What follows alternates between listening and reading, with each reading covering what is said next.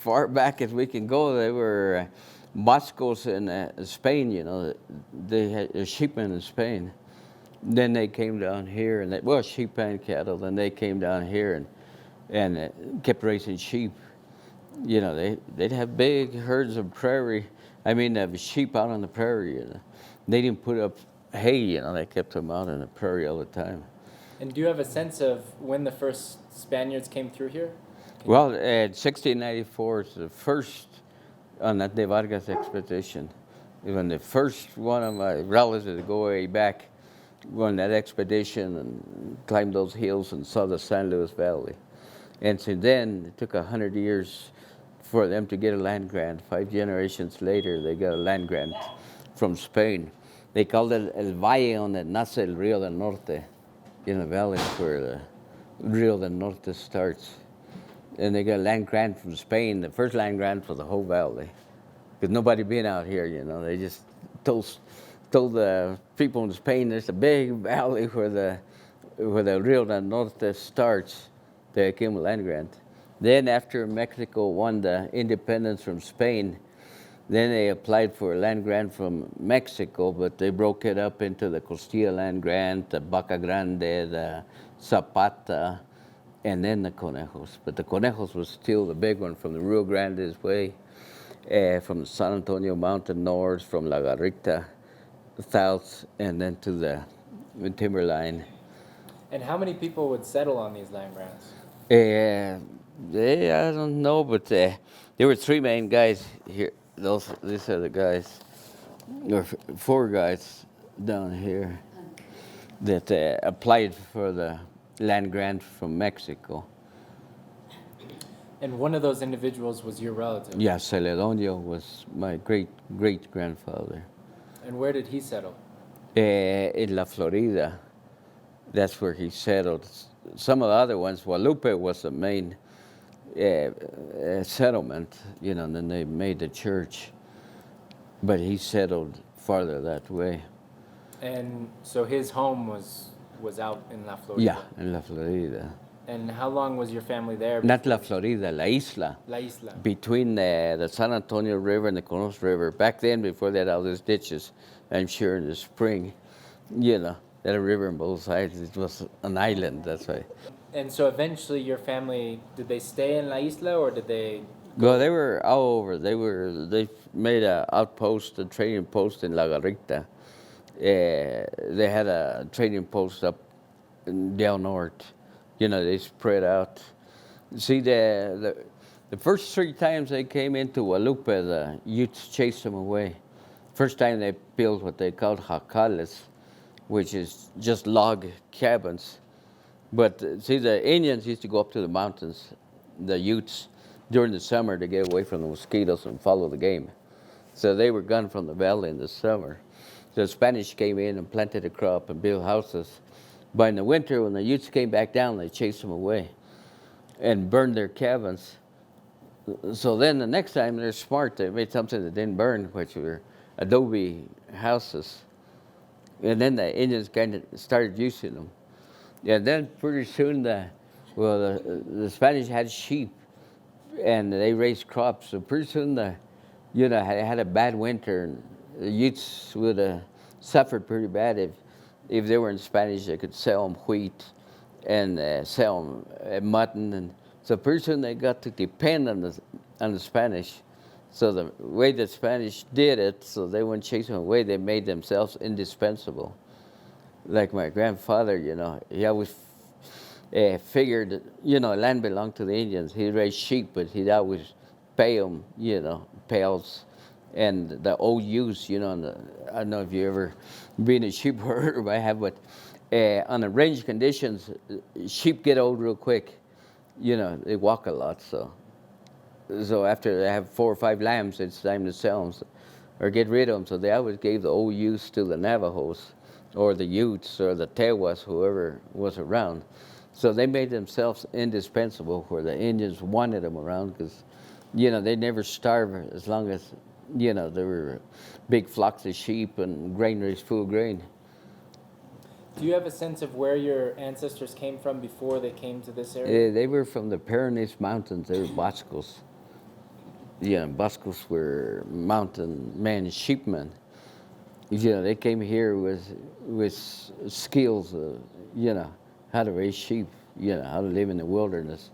Yeah, And from Basque Country, Spain, how did they get here? ships. Through Mexico or? Yeah, most of them came. What's that port? I can't even remember the name of it.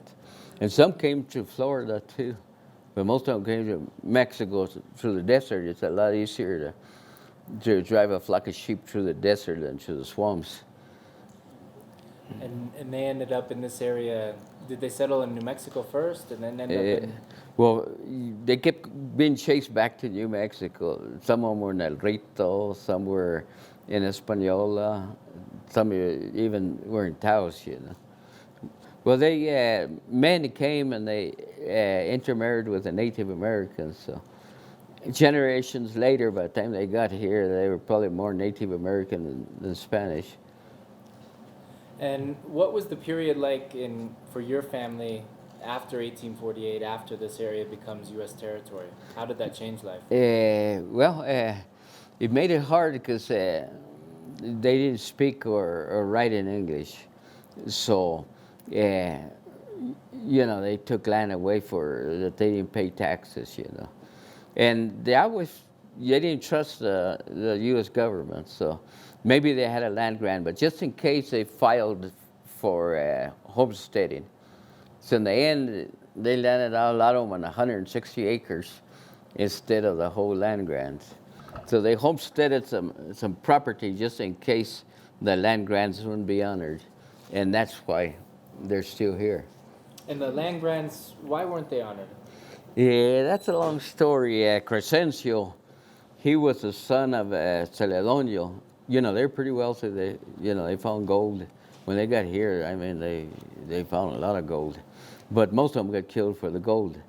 After the Civil War, a lot of the Confederate soldiers came west because they had nothing to go back. And if somebody had gold, they killed them for it, because they were a bunch of well-trained military guys. So they killed a lot of my ancestors for their gold. My grandfather knew where there was gold, but he'd never tell me because he called gold the metal of the devil. Because all his relatives that were miners or had gold got killed for it. Well, some of his relatives even got killed for their sheep.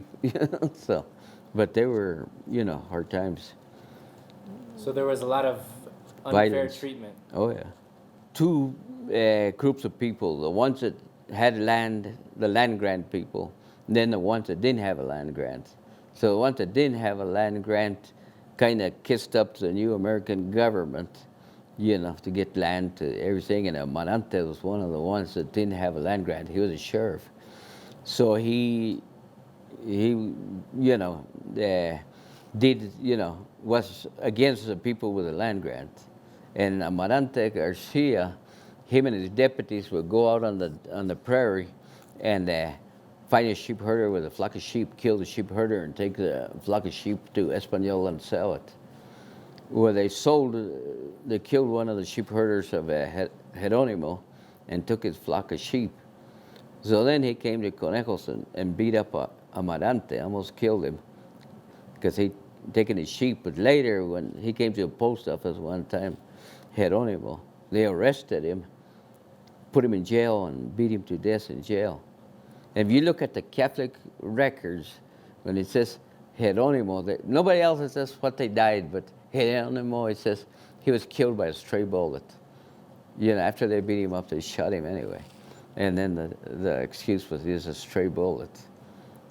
But so that sort of took the air out of he was kind of the leader of the people that are fighting for the land grant. And then, like you said, Crescencio, they had a lot of money. They hired a lawyer named Catron, Catron, and they hired him to go to Querétaro, Mexico, to the archives and bring back the original papers of the land grant. Well, he went over there and they gave him all the papers. On the way back somewhere, he burned all the papers. He was allied with a senator in New Mexico named Elkins. And between Ketchum and Elkins, they destroyed all the records of the Conejos Land Grant. See, they didn't want to honor the Conejos Land Grant because it was the most valuable land of any of the land grants. You know, it's in the valley, irrigated land. And a lot of Mormons had moved in already, so that's one land grant they weren't going to honor. So did the Mormons moving in influence that? In a way, they influenced not wanting to give the land grant, but they were a lot of help to the Spanish people because they spoke English and they wrote English. And the first winter, the Mormons came in. They came in late in the fall. They didn't have a chance to raise a crop or make good shelters. So they'd have perished the first winters if the Spanish hadn't helped them. So then they did help the Spanish, you know, with what do you call it, translating and, you know, helping them pay their taxes and everything. A lot happened during those times, you know. The Spanish people grazed their sheep in the prairies and the mountains. Then the government came in, the Taylor Grazing Act, and says, the land will belong to the government. You don't have to pay taxes.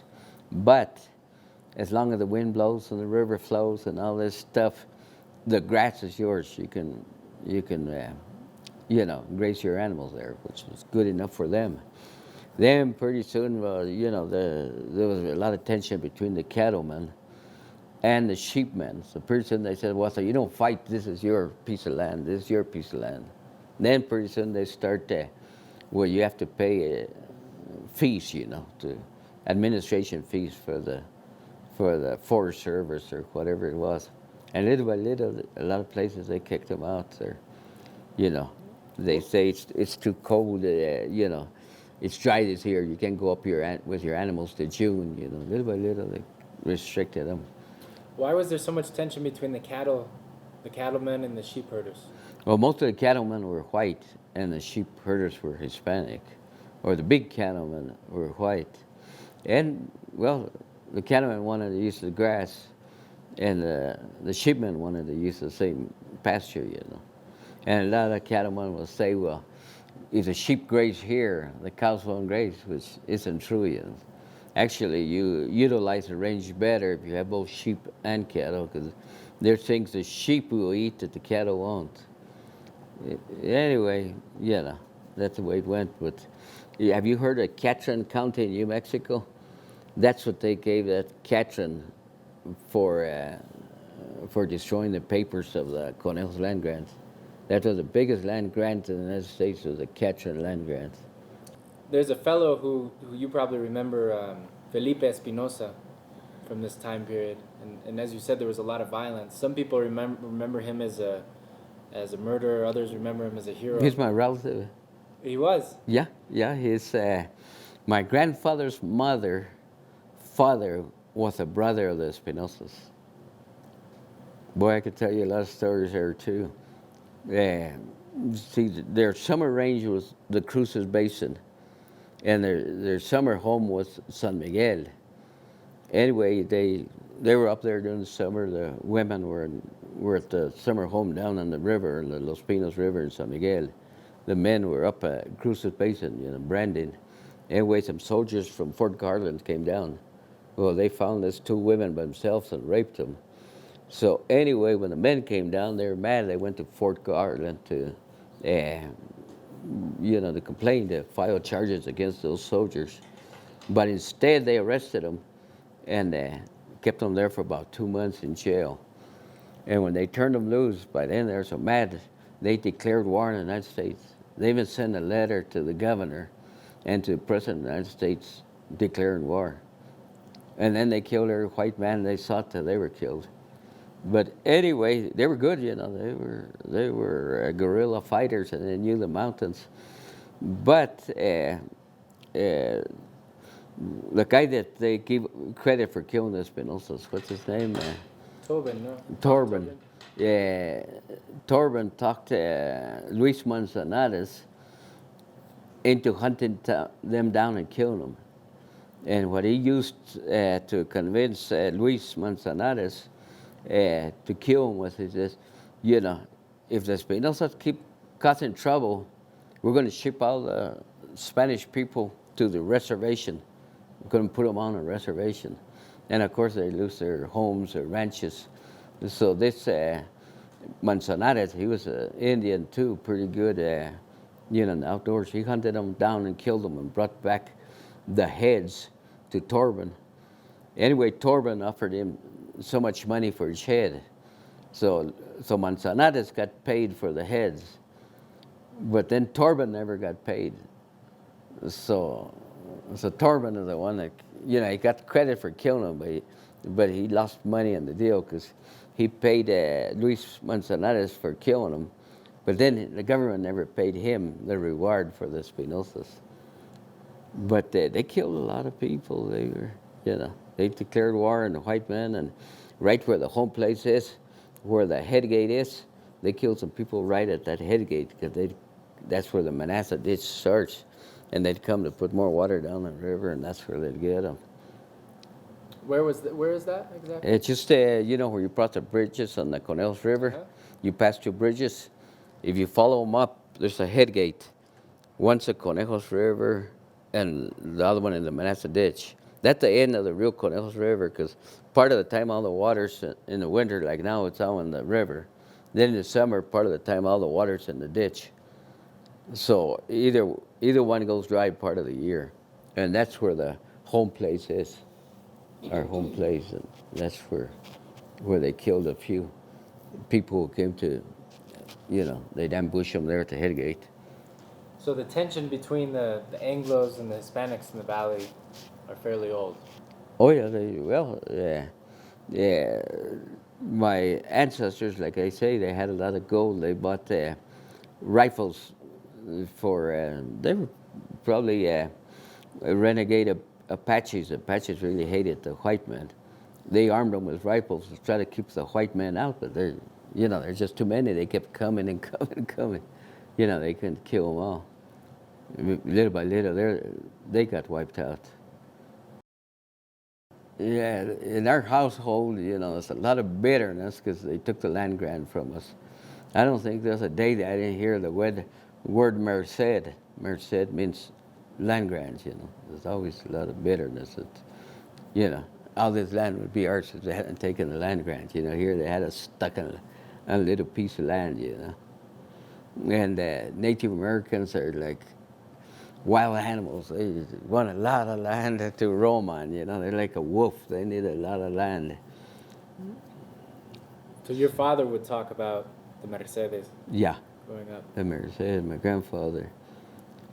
They also talked a lot about that French treasure, Part of our relatives spent a whole lifetime looking for it and never found it. How old you were when you started helping out on the ranch? Oh, yeah, Did you grow up in La Isla, or did you grow up? No, here on the Conejos River, between the highway and Guadalupe is the home place. Since I was 7 years old, I remember being out there on a horse. We take the cows to the mountains. I remember just a little kid riding back. We didn't have horse trailers back then, Take the cows up to Tio Grande and, take a 2-day ride, and I'd ride back in one night to be in school the next day. So. Where did you go to school? In Conejos. That was the school there. And when you were growing up, did you speak in Spanish or English or? Half and half. They tried to teach us English, but with the friends and everything, you spoke Spanish and stuff like that. The nuns, I never liked the nuns because they try to make us just speak English. We understand. I mean, you've been talking about this a bit already. That you produce beef for years. Can you talk a little bit about the things you produced over the years? Well, mostly cattle. So yeah. God gave me the talent to be able to look at animal and see how much fat it has on it. So I developed First I developed rabbits without fat, because the generations go, you can raise more rabbits than one doe in a year than you could raise calves from a cow in a lifetime. Then I did it with hogs. At the same time I was working in cattle, so I eventually developed cattle with less than 1% fat. And that's what I was down to wild oats and alfalfa's fat-free beef. And But how long did you do cattle? How long did you?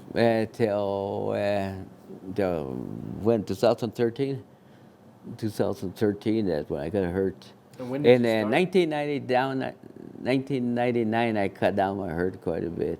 Then in 2004 in the spring, we had that bad drought of 2003, bad drought of 202. By then I was doing gravel, and I didn't have that big a herd of cows. And then spring came, I ran out of feed probably about this time, and that's going to have to buy feed and haul it in. And at the same time, somebody wanted a bunch of gravel, and well, I'd make more money with that gravel than I'd make with cattle. Plus, at that time, we were selling meat to wild oats and alfalfa, and there are people that wanted me out of the cattle business. You'd sell gravel, and you'd also make adobe bricks, right? Later, I started making adobe bricks. The the energy crisis is going to be solved if in the Southwest people made homes out of adobe bricks. Then they're toxic free. There's no chemicals. So when did you start making adobe bricks? When did I start making adobe bricks? Been quite a few years. I had the clay and the sand in my gravel pit.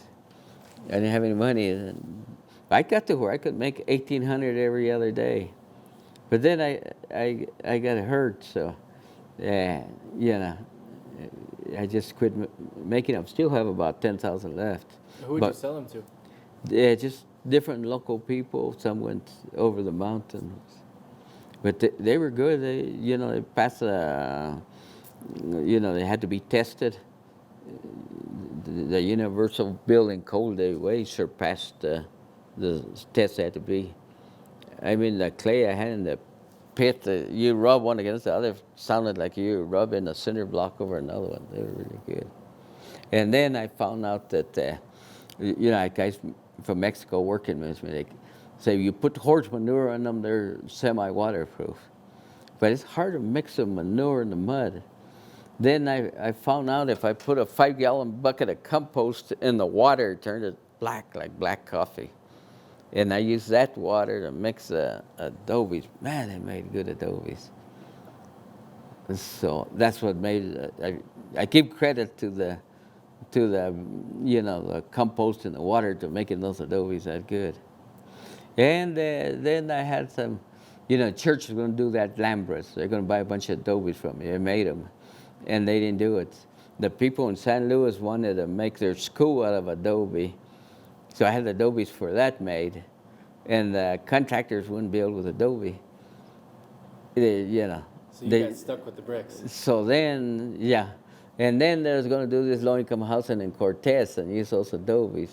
And the same thing, the contractors wouldn't build with adobe. See, they don't make enough money with adobe. When was the first time, if ever, that you felt that somebody discriminated against you because of your language or your skin? Since I was old enough to think. If we were different, most people, they would not lend them money. But there's a rancher that owns a lot of land where we lived, and we're like a checkerboard with him.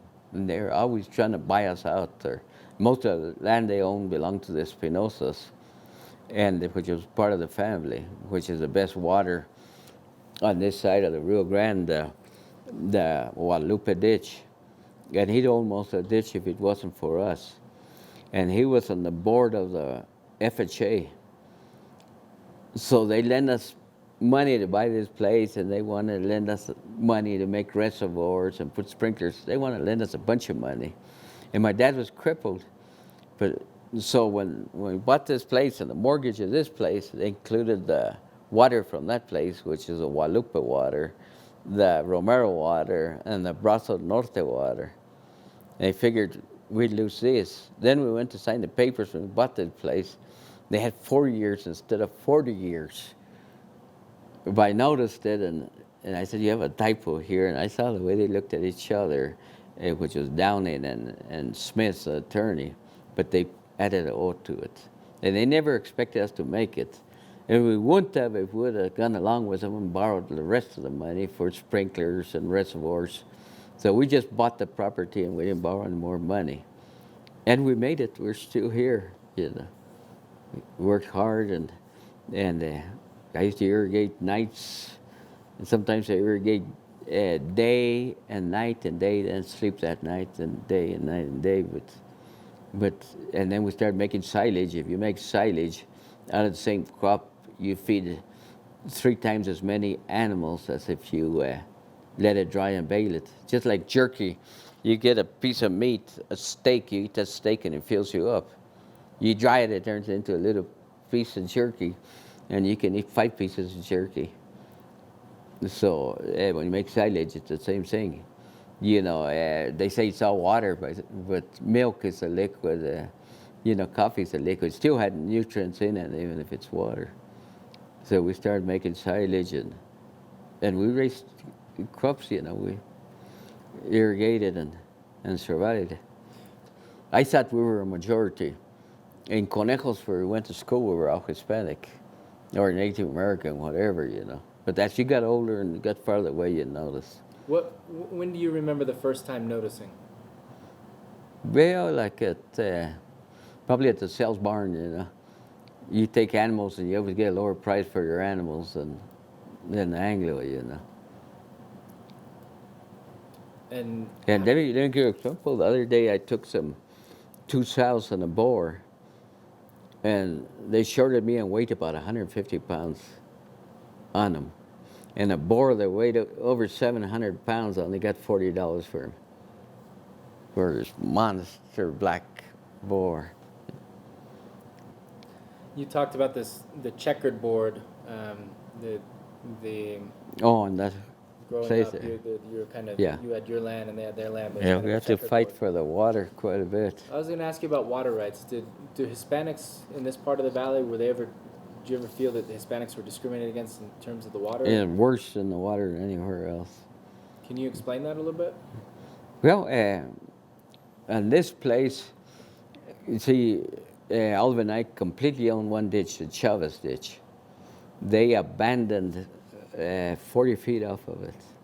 Of course, we couldn't use that water, but still, if someday we want to lease it or sell it, 40 feet of water would be worth a fortune today. 40 cubic feet per second. So, anyway, and then water rights have completely disappeared. That's one reason the courthouse burned. So a lot of old records would be gone. And we understand that you were part of the Garcia vilsack case. Well, we had this fat-free meat, and I mean, like the rabbi says, boy, you're going to be worth millions. This is worth a lot of money. Well, all of a sudden our credit was gone. And when you're in agriculture runs on credit. If you don't have credit, you're out of business.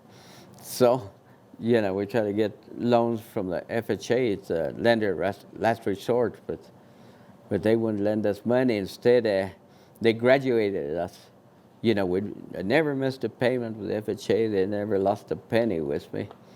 Then all of a sudden they say, well, you're doing well, We're going to graduate you. That means you have to borrow money from a bank and pay them off. So was our interest 6% at the FHA or 4%? So, that hurt us. So you went from The loan we had with the government at 4% interest. To pay it off, we had to borrow money from the bank at 14% to pay them off. So. And when was this, more or less? Probably 1990. So we were around there. See, the biggest money maker in the beef industry was importing lean meat from South America or Australia. And American meat, to make it great choice, they feed the heck out of it. They have all this waste fat, tons and tons of waste fat that wasn't worth anything. Mostly ever was worth was 3 cents a pound. But they'd mix that waste fat with this imported meat, grind it together, make ground beef. And all of a sudden it was American beef, because it had American fat. And that's where the big money was. Well, the blonde cattle didn't have any waste fat. And there was a outfit in Utah called Sterling Blondes. And it was big. They were rich people in it. They're doctors and attorneys. And I sold most of my breeding stock to them over the years. Well, the IRS did an audit on them, tied up their bank account for 5 years and put them all out of business. And everybody that had blonde, something bad happened to them. But I quit soon enough to where they didn't kill me. They said they were going to bring me a bunch of cattle, and I was going to run them for them. If I'd have had those cattle that they said were investor cattle, they probably would have put me out of business too. And then all of a sudden, I didn't have operating line of credit. They figured I'd go bankrupt.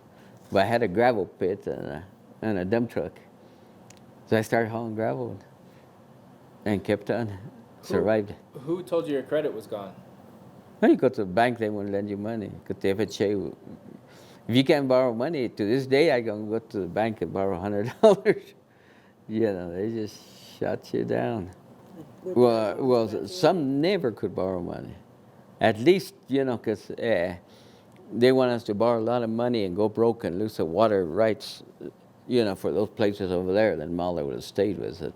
That's why they lend us money. But some guys never could borrow money. At least we got a start, we could borrow money for a while.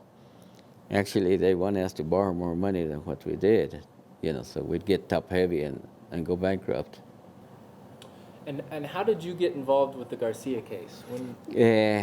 Well, we were always complaining, we couldn't borrow money. So when that Lupe Garcia filed a lawsuit and we heard about it, a lot of ranchers in the valley got in on that lawsuit.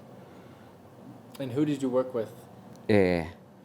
Well, a guy that helped us fill out the paper was Richard Gomez. If it hadn't been for him, we probably wouldn't have filled out, because the people that he didn't help didn't get anything. So he played an important role in the case. Yeah. We just talked to Richard on Saturday, but I've talked to him a few times now. Uh-huh. And he did a lot of work, it seems. Yeah. He could see what was happening. He was working there, he complained and everything, but it didn't do any good. And they were just terrible. I tried to go get a loan, and we had the assets, There's no way they shouldn't have lent us money. But they just wouldn't lend it to us. We probably had more assets, and then I had fat-free beef, I had a future, but no way they're going to lend us any money. And how did it affect you personally? Feel like killing somebody. I think if I went to try to borrow money today, I still couldn't get a loan. When's the last time I went? About 5-6 years ago. Filled out all the paper. I couldn't believe they didn't give me a loan. But still, there's still. One time we had a meeting, and I think it was vilsack that came down. We had a meeting out of state. And they said, well, at least show that you're serious. Get rid of Dwight Martin, who's the guy that's running the FHA. If you don't get rid of Dwight Martin, we know that you guys aren't even trying.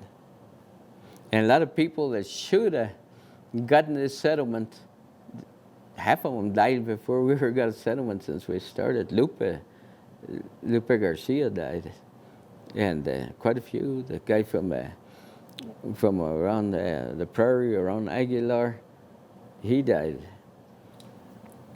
Were you finally able to get a settlement through the Garcia case? Yeah. I should have gone for the big settlement, but we had tons of paperwork from years back. But if you didn't get that settlement, you didn't get nothing. So we figured we better go for the $50,000. At least, a bird in the hand and two in the bush. And we got that. But what we lost was a lot more than 50,000. And everybody else, look at the betas, how much they lost, or, a lot of people, lost big ranches because they couldn't get credit at the right time. Agriculture can't run without credit. When you sell a crop in the fall, you need money during the summer to put up hay and all your expenses till you sell your crop. That killed a lot of guys. They lend them the money, but after it's too late to plant the crop. Exactly. So they lost a year. So you go a year with spending money but not making any. You do that a couple years in a row and you're bankrupt. So little by little, the Anglos were able to Yeah. encroach on. There all kind of things, the BOM, the Forest Service, little by little they played favorites and got people out. Do you see any of that changing today or in the future? How's that? Do you see that changing today? Is it different? Yeah, I don't think it's ever going to change. Maybe I'm kind of negative, but everybody's trying to get an advantage on somebody else. Looking back on it, do you think that the discrimination you experienced changed you in any way? Yeah, I'm sure it did. Makes you tougher to survive.